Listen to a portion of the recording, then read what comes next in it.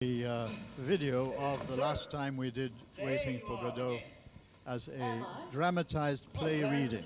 So we had the books in hand and we were doing it. Now the first part of it has been erased, as you can see. That's why you're only hearing the sound part of it. But then soon the thing will come on. I'm going to be letting this thing play behind me as I give the lecture, so you have something visual to be enjoying yourself with. This is to emphasize that this is a play, and the only way you can really experience it fully is to actually attend a good production of Beckett's Waiting for Godot. So today I have to give a lecture on it, so I'll be giving the lecture according to the fly sheet you have with you. But in the background, you'll be seeing how a play reading can be made interesting, and when it was done previously, used to do it every year, students used to really relate to it well. And now we start to have the... And what of it? It's too much for one man. On the other hand, what's the good of losing heart now? That's what I say. We should have thought of it years ago, in the 90s.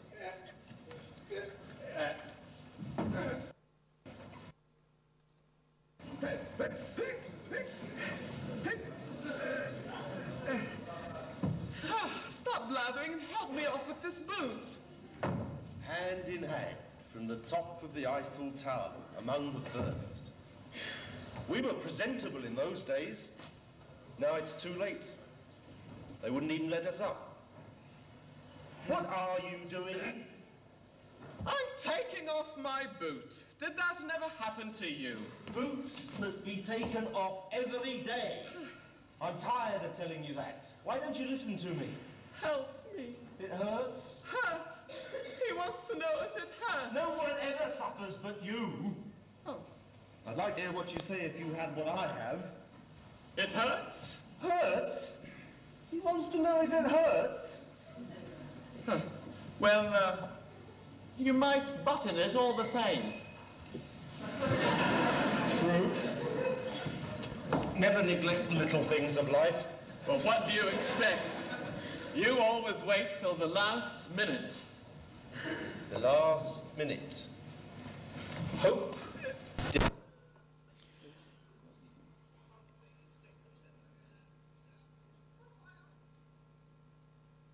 Okay, so this is just to let you know that if you really want to study and understand what Samuel Beckett is doing in Waiting for Godot, you really have to take a look at it as you do in this kind of a course, read the script if you like, but you have to be trying to imagine and keep in your minds that the medium here is theater, drama, not words, and therefore the words have to be put into people and action and setting and everything that's happening for you to get the full meaning. I will be trying to tell you a little bit about this play, its importance in the 20th century, understanding of humanity and what the human condition is all about, and what life is all about.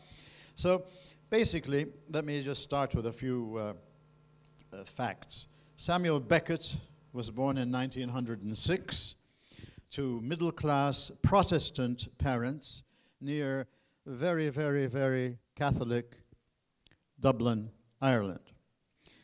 A bright student of modern languages at Trinity College in Dublin. Upon graduation, he taught at the prestigious École Normale Supérieure in Paris between 1928 to 1930, returning to Dublin to hold the position of assistant lecturer in French at Trinity College. 2 years later, he left an academic career to travel around Germany and France until in 1937, he decided to settle down permanently in Paris. During World War II, he joined the French Muqawami, the French Resistance, working near Avignon as an agricultural laborer. After the war, he settled back in Paris and decided to write in the French language. Thus, many of his most famous works, including Waiting for Godot, were initially presented in French, later to be translated by himself into his mother tongue.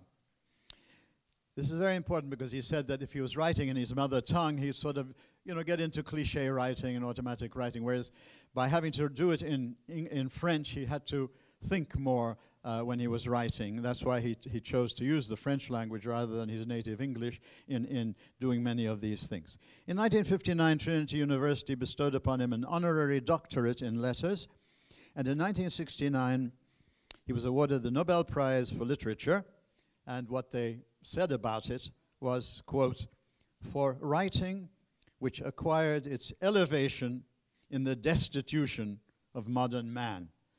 Elevation in the destitution of modern man. He has written important novels, poems, short stories, in addition to plays and mimes for stage and radio. He died in 1991. For more detailed biographical notes, I'm not going to waste time in this lecture to give it to you. You can find that easily on the web nowadays. So now let's see what I can do for you with the actual lecture. That's detailed, the main points are detailed on your fly sheet. First of all, the fly sheet is the outline of it. The main points I'll be handling. But if you take a look at the other side of it, does anybody recognize it? Has anybody seen this before? What is it? All right, it's Picasso's Guernica, one of the most famous and influential pieces of art in the 20th century. So you should see it properly in color, and you can do that now on the web. You can find out. You can just get Guernica. But if you take a look at it, one of the main things about it is that it's not easy to understand. What's this all about? He was where he was in at the time of the Spanish Civil War, and this is what he produced at that time. Right? An artist tries to produce something that will communicate to us something of what the artist was experiencing as an artist, not just as an ordinary person, but as an artist who has developed their skills of expressing things that most of us cannot express. So if you take a look at this, primarily, one way of understanding it, and those of us who've been living in the world for the last 20 years, at least, or maybe more, and certainly if you lived in the Lebanese Civil War, this is, one thing you can see in it is the absolute uselessness of war, the destruction of war, how it fragments absolutely everything. So we have to take a look at it, and this helped people to start to develop more and more, everybody, because it became common to look at it for many, many people, not just for the elite artists. But this was one of the things in the 20th century that helped people to open up to all areas of art, all types of communication in art, away from the representative, the documentary, the photographic, the tape recorded, all right? But to take a look and see if you can try to understand life through symbols that require you to do much more looking, getting into it, but the proper one, not this sheet. Trying to see, trying to see, can you get into the mind of the artist? What was that artist trying to present? So it presents us now with one of the two things I want to focus on in terms of situating Waiting for Godot. So at the end of the 19th century and the early 20th century, there were these revolutions against art as being something just simply representative. You want a picture of me, well, okay, you get an artist to draw a proper one of me. Well, you can do that with a camera, all right? But an artist who takes a look at me, and especially if they know me, can present me in a very different way than what you're seeing. If they admire me, they can sort of present me that you'd recognize me, but in a situation where it would, it would invite you to admire, respect, look at this person. Or if the artist didn't particularly like me or could see me as I really am, he could present me in sort of like a horrible monster or just a decrepit old creature or something like that. So art is always interpretative, so that even what we call representative art is already an interpretation of nature. It's not just a photograph. And even now in photography, the photographer's art comes into the way. So not everybody can take photographs the way a skilled and advanced artist in photography can take it properly. So in the world of art, there was a revolution against art being something just sort of, documentary. And especially this was allied to the growth in interest in scientific works and scientific approaches to things, which always tended to move into sort of a kind of a deterministic mode, cause and effect, cause and effect, cause and effect. There's no room for the human, for human freedom, for human emotion, for human, the subject. Not subjective, meaning something that, can only, just for me, but something that a subject can grapple with and understand with. A human as subject, not just a human as object of a picture, but the subject of doing this. So we got into this division that came to be called realism versus anti-realism, just in the most general and simple way for you to understand it. Representational versus presentational. Represent, you represent something as it is. Present, you present an understanding and an interpretation and a deeper look into something as interpreted by someone. Now, the more skilled that person is, the more that thing is going to really, echo in many, many people's minds. So Guernica echoed in many people's minds at that time because they could see in it what he was trying to present. His apprehension and his communication of the horrors of civil war, of the uselessness of it, of the fragmentation that it develops, etc. That's one way of looking at Guernica. But this art, that's so. Waiting for Godot, in the world of theater, came along those lines. When you read it, you won't understand anything in it, unless you've already studied, you know what it's all about. But if you just pick up the book and read it, you won't understand much at all. If you attend the play without understanding what it's all about, you might come out with how some people first received it. It's 2 acts. So one critic in London wrote for his newspaper the next day a critique of the play, and he said, nothing happens twice, 2-act play. Nothing happens twice. So that's one way. If you just read it simply as it is, you might say, okay, I'm reading all this, and then, so what? Where does it, what's it leading me to? Right? So that anti-realism, presentationalism, meaning using these terms in these specific ways, meaning presenting an interpretation, not just representing something accurately, is the mode of Waiting for Godot in theater. So the other main point I want to try to help you understand by the end of this lecture is the philosophical situation, because that's what our CVSP program really delves into, the kind of reflecting on what the meaning of life is in the broadest philosophical mode, because philosophy can mean many things, but in the broadest mode, that's what we do in CVSP, from Gilgamesh to Hawking and to on beyond. So in that world, in the 20th century, what became important was a philosophy came to be called existentialism. But existentialisms, many forms of existentialism, really primarily presents you with a mode, a philosophical approach, not a conclusion. So you can use an existential mode and wind up being, being an atheist, being a believer, being a whatever. That doesn't matter what your conclusion is. It's the mode, a non-speculative, a non-abstract, a non-theoretical mode of relating to life with the fullness of your mind. So existential means the full use of mind, the full use of knowing how to do philosophy as it traditionally is being done, but now knowing how to incorporate into what you want to learn about life, your life. You remember what Nietzsche had said, every philosophy is the autobiography of the philosopher, meaning you can't really grapple with something serious that's telling you something about your life if you don't know where it's coming from, if you don't know the context, and if you don't know the context of the person doing it. So existential means you have to bring in as much as you can of the biography, of the experience, of all this, and relating it to the experience of your own life, and testing what's being told you about you by testing it in your own life, in your own relationships, and what you're seeing in the world happening to you. So existentialisms came up in the 20th century. Now, this is a representative of absurdity, absurdism, philosophy of the absurd. Now, what's the relationship between the two? I think that's a very important point I want to try to clarify today. Existentialists start off with what the absurdists give you.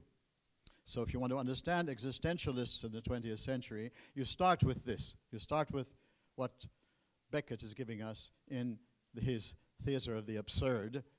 All right? Once you've understood what is meant by absurdity, and when you see it concretely, not just as a definition, and when you start to relate it to things you're experiencing in life and things that are happening, all right, you start to understand at least a little at a beginning level of what could it possibly mean if you really believed the world had no meaning.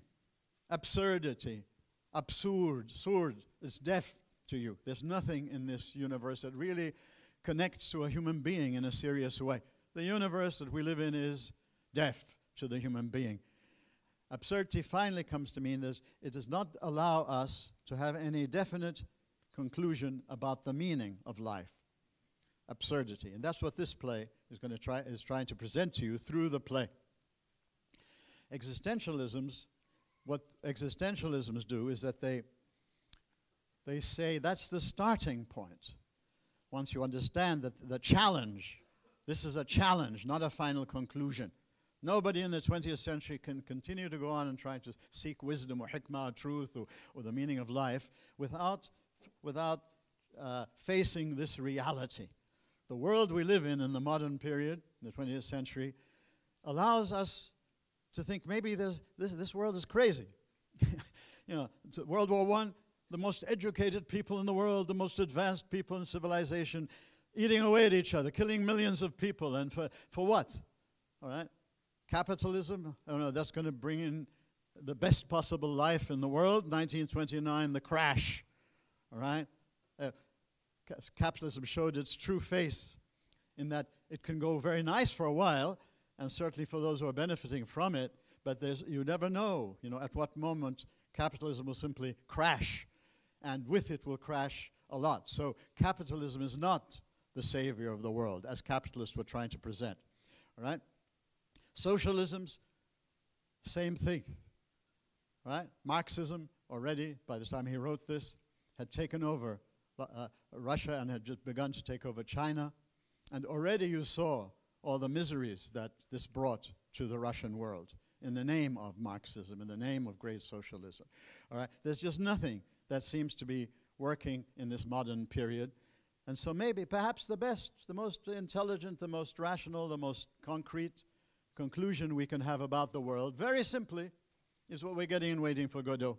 All right? We do things, we try, we convince ourselves this is important. We do lots of things, activities, but there's no action. Action means purpose. You're going somewhere, all right? So the two acts of this play simply give us, and if it's done well, a very interesting play, great fun, comedy, all right? But a tragic type of message through the medium of comedy. So he calls his play a tragicomedy. But don't look for a definition, please. Whenever you're doing something serious, take a look and see how the person is using these words. Because every thinker uses words, but to give them the meaning they want to give them. All right? And so he's using the term tragicomedy, meaning the mode is comedy. If it's done well, you'll enjoy it. All right? You have lots of laughs and lots of, very interesting. If it's done poorly, of course, that won't happen. But the proper handling of this is to take him seriously. This is a comedy. But the message that comes through it is more like a tragedy. So what is it? What is life? Is life a tragedy or is life a comedy? Who knows? You see, that's the final answer of all this, is that you can never know. You have just as much evidence to think it's a comedy. You have just enough evidence to think it's a tragedy. And it would be nice, you see, you'd have certainty. If you knew life was a comedy, what life means is that life is positive. Comedy, by the way, does not mean ha, ha, ha. Comedy means that no matter how bad it might seem, there is hope and that you can reach something there. And so human effort is worthwhile because we can reach something great. In tragedy, it's the opposite. The only thing you can do is be an active human being and do something for humanity. Be a Prometheus, be an Oedipus, be somebody who does something in the face of a horrible world, all right? So you could know you're either in a tragic world, you're in a comic world. The absurd is that that's too much meaning. We don't know that much. We cannot really justify thinking life is hopeful and a comedy, and therefore no matter how bad things are in it, we can progress and we can move on. Tragedy, no matter what you do, you can never change things. You can never improve, all right? But remember, the message of tragedy was heroism, which you don't find either in Freud or in Beckett. You find it again coming back in existentialism. Existentialism brings back the heroic aspect of the human being faced with the challenge that the world is absurd. So the name of Heidegger, one of the most influential philosophers in the 20th century, was in the academic and the artistic and the philosophical air. And therefore, one of the things he does here, the way he's presenting this particular play, Heidegger had said, when you think about your life, when you start to get mature and then you have enough philosophical background, because they're always talking to their own peers. The real insight about what life is all about is that you must start with the given that you can experience and that you can understand. Don't use theories and abstractions and speculations. You're just thrown into this world. Right? You're just thrown into this world. Here you are. And then, okay, but what does it mean? Where did I come from? Where am I going? What's meaning? What should I live for? What's destructive? What's constructive? All these questions, don't start with them. Start with facts. Start with experience. You're thrown into the world. All right? And this is one of the main things you're going to get in this play. They're just thrown into wherever they are. And so in the conversation with one another, we learn nothing. Where did they come from? Who are they? What are they doing? Why are they there? Where are they going? All right? You just get human beings interacting with one another in a way that's fun and that's, different and varied and all this. But there's no action. There's only activity. They do lots of activities, but they never go anywhere. They never move anywhere. Therefore, Act 1 ends and Act 2 begins. And because it's a play and has to be interesting, Act 2 has sufficient changes in it, so it isn't just a repetition. But the meaning of Act 2 is the same meaning as in Act 1. And therefore, if you had an Act 3, it would be boring, all right? The two acts give you the point. Life is just what you're finding in Act 1, because it's not going to change. Act 2, there's no change. It's a change in circumstance to make it an interesting play, but the meaning is exactly the same. So, and what happens? The net result of both is we know nothing with certainty. So let me try now to do it a little bit more specifically. But first of all, remember those two things. How do you present things in an artistic fashion? Simply by the photocopy type, a documentary or that, or don't you leave that to the other fields? Art should take a look at what everybody else is doing in this kind of way and try to go into something that these things don't do. Try to go into the subject aspect of our humanity, all right? We are subjects, not just objects. Okay, in science and all of that, we study things as objects. But to study the human being as a subject is not that simple. It requires life and experience, and you're much less likely to get, if you do it properly, to become dogmatic. You understand better that life is so rich that there are some things you can all have in common, of course, or we wouldn't have a common society or common anything. But in terms of, the ultimate meaning of a human being, it can be so diverse. It really does depend on what you do and how you respond to life. If you just respond to it passively and just wanting to get everything, and if you think you're the center of the world, everybody needs to serve you, you'll get one kind of result. If you take a more sort of a heroic from the and Prometheus and Oedipus and all the people who have given their lives so that humanity can progress, all right? Plato's philosopher, I think, going back down in the cave, if you took that, then you're in a very different understanding of, so you are creating yourself. This was the existentialist starting point, that once you understand what life is really all about, And you get away from the constraints and the prison of thinking you're just a developed computer so you can understand everything through science, and you don't even know what science is. But you just, believe it. The latest cliches that Nietzsche would be attacking today if he lived in the world today, all the things that have become the cliches of your world today.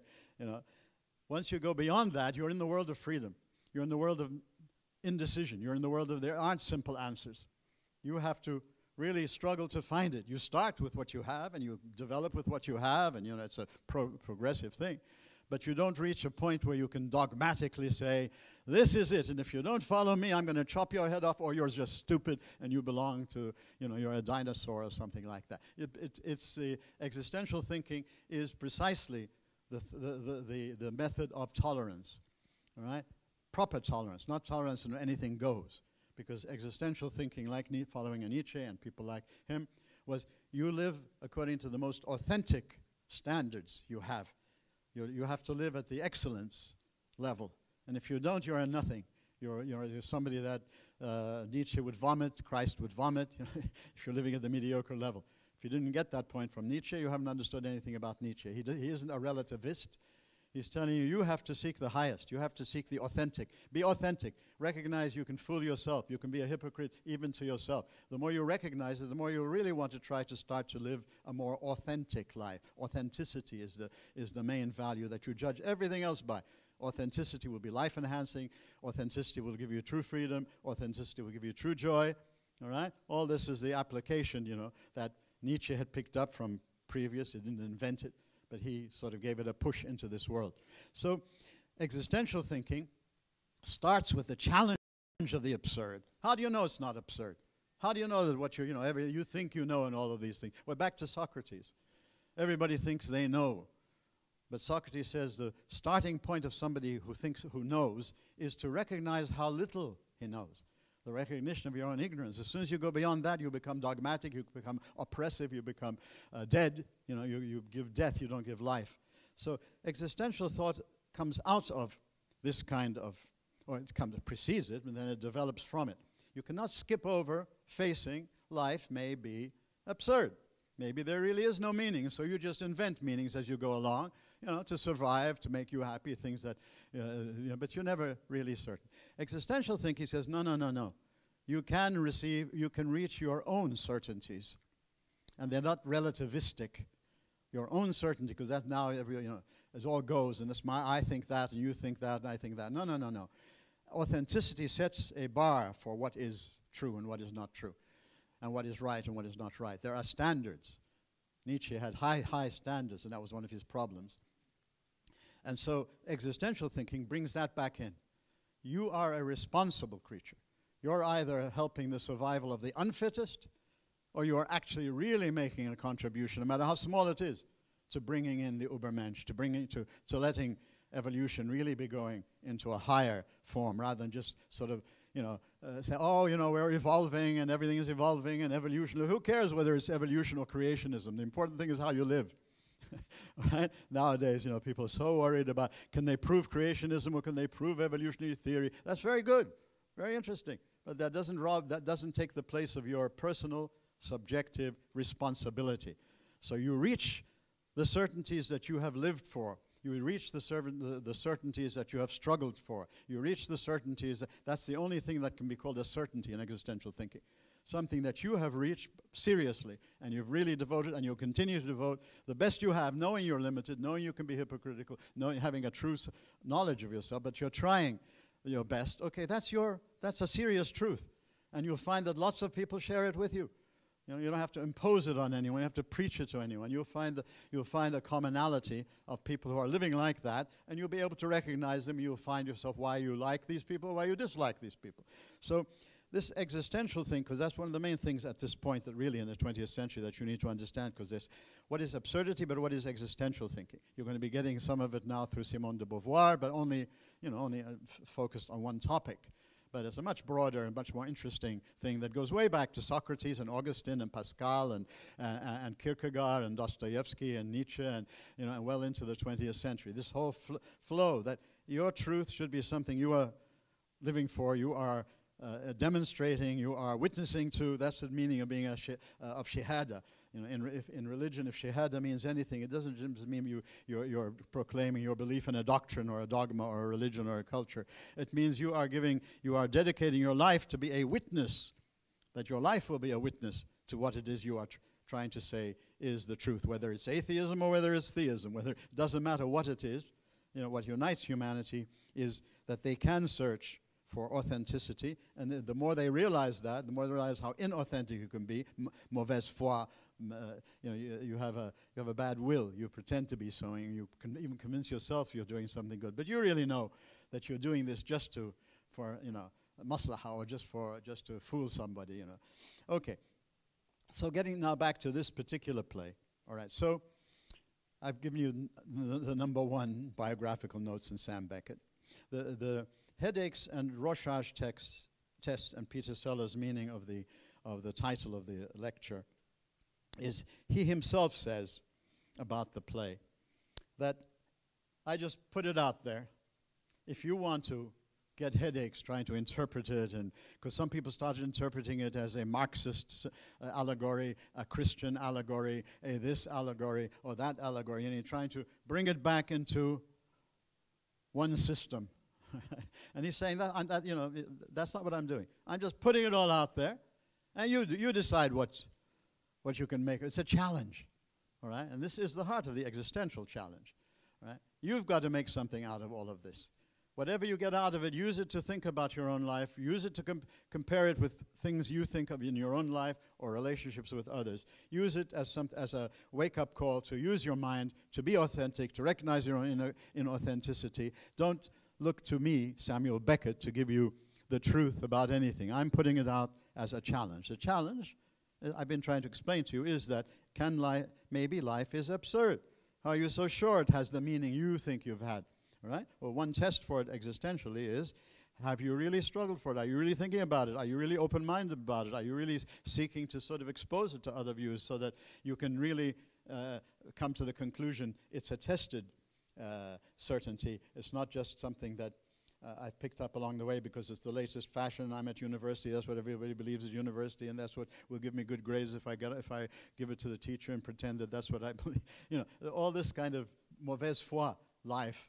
All right, is what he's challenging you. So he says, if you want to get headaches, provide your own aspirin, because that's not what I want to give you. I don't want to just to let you struggle to see, well, which philosophy can I put this into?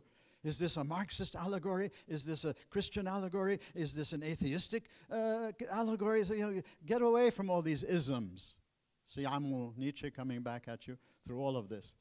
Preceding Nietzsche and following Nietzsche. The notion is, don't get yourself bogged into an ism unless you're really living it yourself, unless you're really understanding it and really being open to expose it to other isms. And don't lose your humanity in an ism. And therefore you lose the humanity of others because they're in another ism. All right? Life is much more serious than that. So the headaches. Rorschach text, meaning, in other words, any psychology students here have used Rorschach test? You know what a Rorschach test is? Okay, so I splash something onto a piece of paper. I'm your psychotherapist, right? I splash something on a piece of paper, and I ask you to interpret what you see in it. As you interpret what you see in it, I, the skilled psychotherapist, will start to help you understand what's going on in your own mind, all right? Because what will come out is the way you're thinking, the way what's affecting you. So I use it as one tool in psychology of trying to help you understand, unless I'm trying to impose it on you through Freudian psychoanalysis or something. But proper psychotherapy is to try to help you understand yourself, try to help you see, and given your own context, your own beliefs, your own this, what's happening, not to come and impose on you a Freudian psychoanalysis or this psychoanalysis or that psychoanalysis. Those are ideologies. Those are the isms that Nietzsche would be loving to to hammer away at in the world, the ones that you're all probably very interested in. This is the meaning of the Rorschach test. And Peter Sellers, if you have time to watch a movie, and should still be available, there was a movie with called Being There. And Peter Sellers is one of the great actors of the 20th century, and he's Clouseau movies and Pink Panther movies, and he adopts an Indian And so he was, oh yeah, I'm going to get some birdie num num, and oh, they're very fine, they're very nice. You know, so where he portrays, you know, people of different, he plays many different parts. But in being there, he plays a very challenged human being, who, you know, he doesn't have nothing obvious there, but you know, there isn't much up here, and so he's just thrown into the world. What happens there in that the people who are taking care of him die. When they die, he has no one to take care of him. And so they want, you know, the owners of the house want the house, so they kick him out. So he's this is where he's thrown into the world. He's thrown out into the world, all right? People start to meet him. You know, he's nice enough, he appears nice enough, he appears, you know, you can't tell just from seeing. And they all start to read into him. You know, he makes a few comments here or there, and they all start to sort of, you know, oh yes, yeah, well that's what I think too, or this, you know, without ever realizing what the person's really saying. And so little by little, he goes up the social ladder until he becomes President of the United States of America. All right, he has nothing up here. All right, he's just the product of people reading into him what they want to see. See, nobody listens, nobody really has empathy, nobody really tries to understand someone. You know, you meet someone, you just want to see what you can get from them that, you know, that ties into what you want to think. And so you don't take the trouble to understand. So in exposing this kind of thing, in the Peter Sellers movie, he winds up being president of the United States of America. And this is well before Trump. I mean, sorry, I didn't mean that. That's just a joke. All right, but nobody smiles, I see. Okay, but he becomes there. So this is the point of one way of understanding what Beckett is telling us. We don't have to believe him, but telling him, this is how you should look at my work. It's just there. Now you read into it what you want to find in it, all right? And that's what my play is all about. My play is all about you looking at all of this, and you make what you want of it. So it's like it's a do-it-yourself play. Therefore, there's no clear characters. 4 people are the main ones. There are 5 altogether. Vladimir and Estragon are the first 2. Yeah, the 2 there, they're still there. The third one who's sitting over here now is Pozzo, and the one he comes in like his donkey is Lucky. All right? These 2 represent all relationships. So now we're looking at it from a symbolico-allegorical lens, and that's where it fits in the world of art and all of that. Looking at it with that lens, we see that they represent everything that is equality. Friends in the past, students and teachers, now the students are the masters and teachers are the slaves. But whatever you can think of as a relationship of equality, all right, friendship, whatever, that's what they represent. So as you watch what happens with them, of course, what the product of it all is, because I don't have much time, I'd like to have much more time. I wish we could just see the whole thing and then comment on it. But basically, what he's trying to tell you, to challenge you with, is that nobody understands anybody. All right? We live together because we don't want to be alone. We don't really ever understand each other. There's no real communication. Language, the medium, has broken down because they use language, but they don't communicate anything to each other, right? All through. The way he sets the play up is precisely that every aspect of the play presents to you this particular view. Humans simply do not understand one another. We barely understand ourselves. How can we therefore ever conclude that I know something about the meaning of life? There's no understanding. Language, we use it, you know, just to keep going for survival purposes and all this. But to understand communication, the universe is sourd, and we are sourd. We are deaf to one another properly. So that's represented through friendship relationships. The other 2, the master and the slave, represent all master-slave type relationships. Today, I would say student-teacher. You know, students are the masters and teachers are the slaves. You know, we have to be scared of what you think of us. All right? But please, you know, I hope you understand what I'm trying to say. But basically, wherever there's an oppressive element in a relationship, or not just oppressive, wherever, you know, one has the control and the other one doesn't, Pozzo and Lucky are the 2 characters. So they represent, think of all relationships there are in the world, and boil them down to what these 2 represent and how they relate to one another and what is the nature of the relationship. all master-slave type relationships boil down into Pozzo and Lucky and what they do, all right? And there's a fifth character, the boy, who comes in at the end of the play, at the end of each act, and then the end of the play again, the end of there are two acts.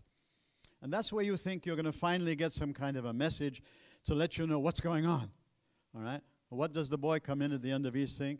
See, what are they doing? The only thing they're doing is waiting. Life is waiting because we don't have anything already, but we're waiting for something. And so they're waiting for Godot. What is Godot? Well, you know, when Beckett was asked, he said, if I knew what Godot was, I would have put it into my play.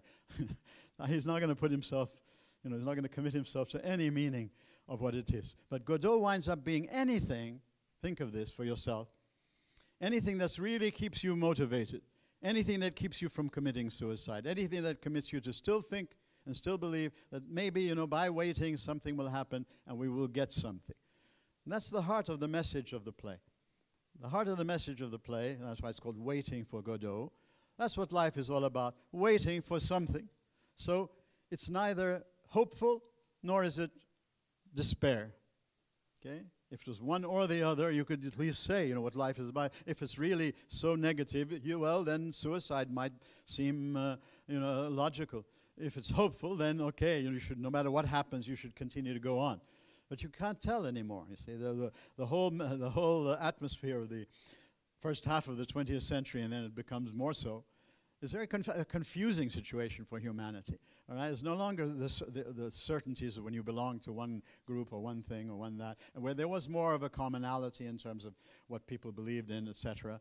The 20th century is sort of fragmented, not just in the Civil War here, but fragmented human relationships, fragmented human beings, all right? And so different people in the 20th century start to express this in their own way. Right? The absurdists in this kind of way, the existentialists by telling you, well, that's just a challenge. There is meaning, but you have to find it. There are certainties, but you have to struggle for them. So existentialism brings back the struggle in human life, the positive struggle, that there is meaning. You create meaning. If you don't believe in a God, well, you create your own nature. If you believe in a God, well, if you believe in any serious God, this God is not a serious God unless that's really what he wants humans to do. If he doesn't want humans to be in his image and likeness and be creative and active and developing and all of this, then why continue to believe in this God? So whether you believe in a God, and then also a lot of existentialists were Christian existentialists, following basically Kierkegaard and Dostoevsky and other people like that who were Christians, and the others were atheists. So it doesn't matter which you conclude. The point is, check yourself. Are you believing what you're believing because you're really making an effort to understand it? Have you really spent enough? Or you're just picking up the latest fashionable thing, you know, that becomes an idol for a Nietzsche to come and want to hammer away and knock down.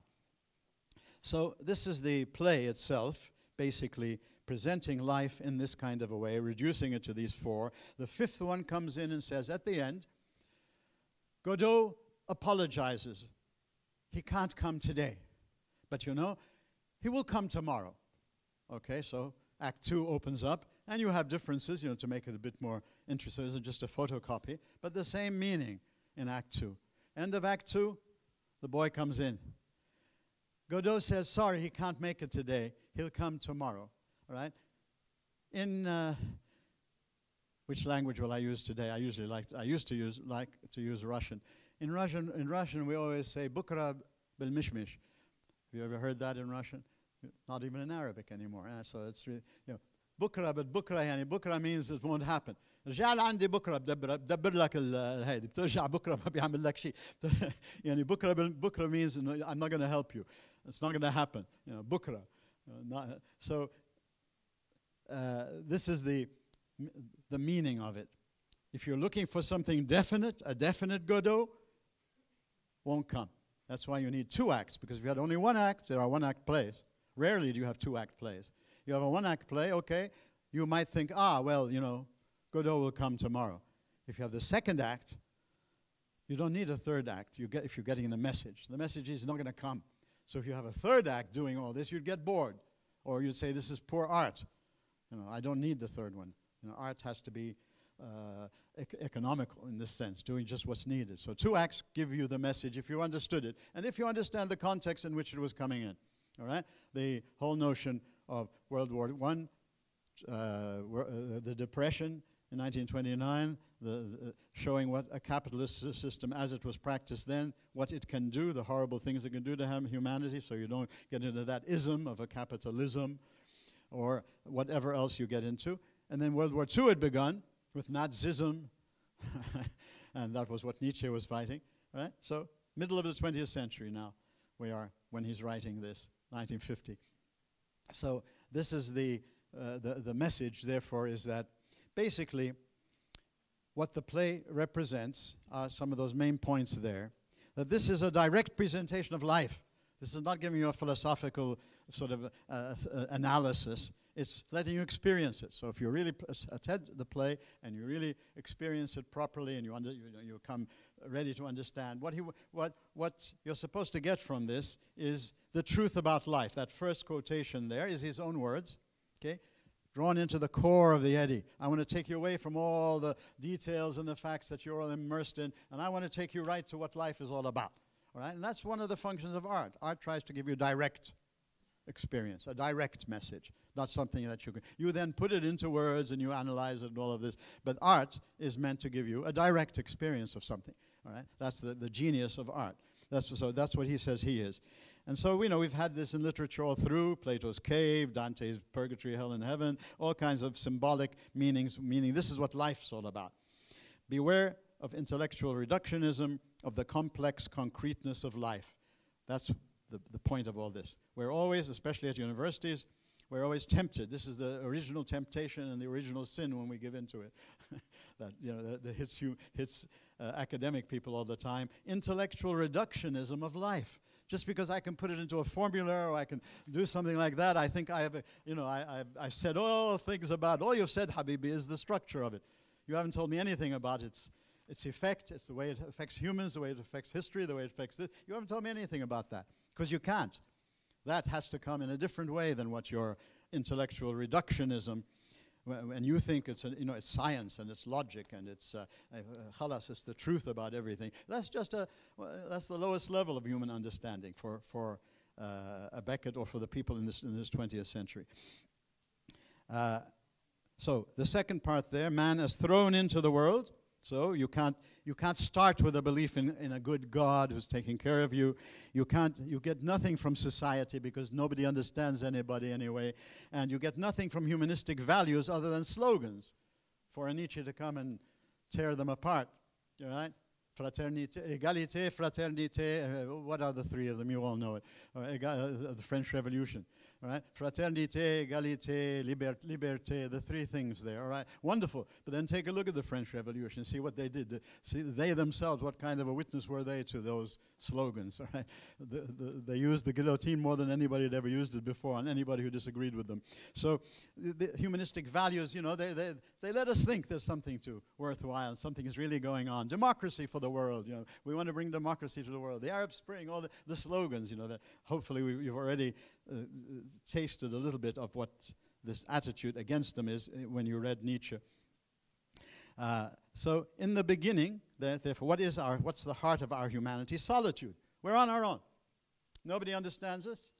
There's nothing. That's where you start from. You don't end there.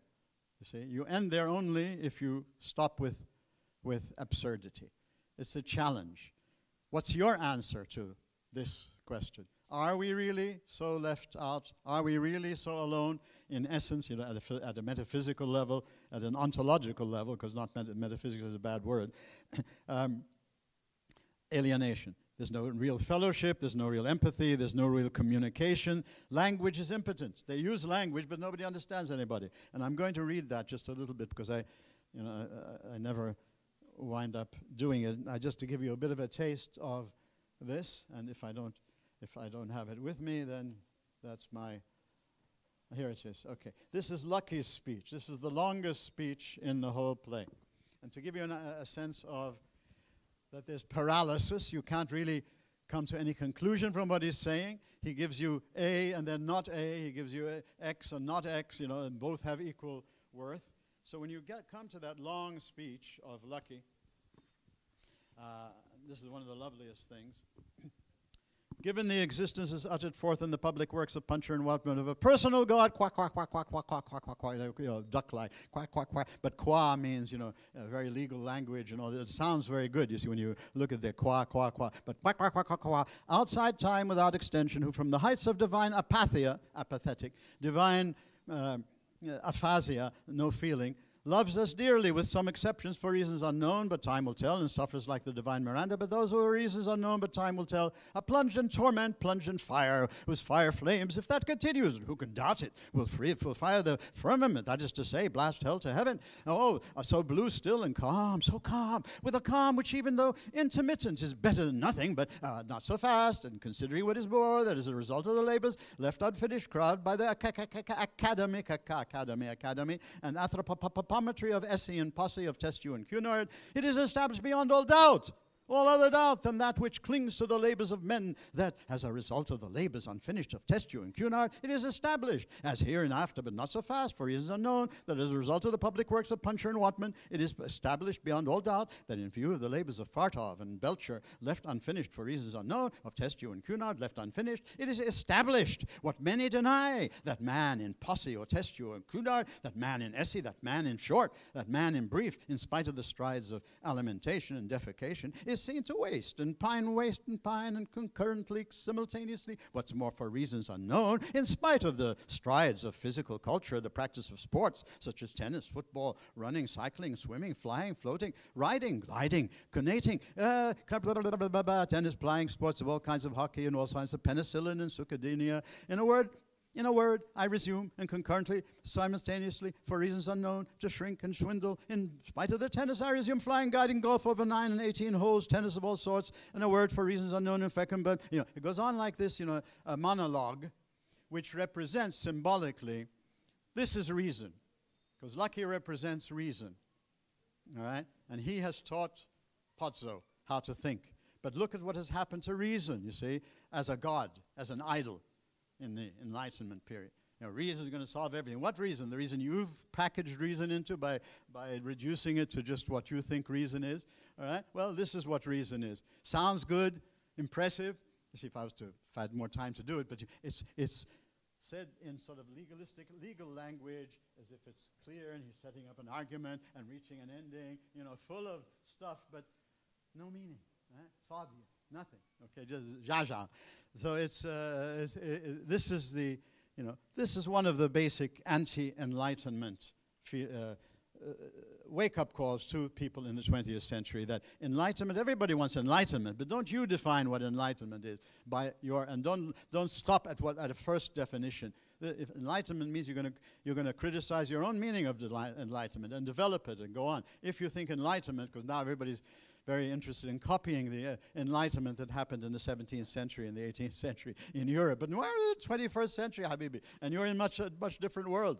Don't just copycat something. Get the principles, get the ideas, what they were trying to do in their thing, get the biography of the people doing it, all right? And now have a proper critical application in the 21st century, and especially 21st century university world, because these people all the people that you study really are addressing people at that level. They're not just addressing everybody. That's why Nietzsche says, I only attack the successful, only the victorious. Right? What I'm trying to do is to get the people who think they know everything, who are running the whole world through there because they're changing institutions and the academic curriculum, and they're doing everything. They have all the power. All right? I want to challenge them. All right? They're the ones I'm interested in, not somebody who isn't into this and who's doing their best. That's okay. I'm sorry that I don't know how to do this in 50 minutes.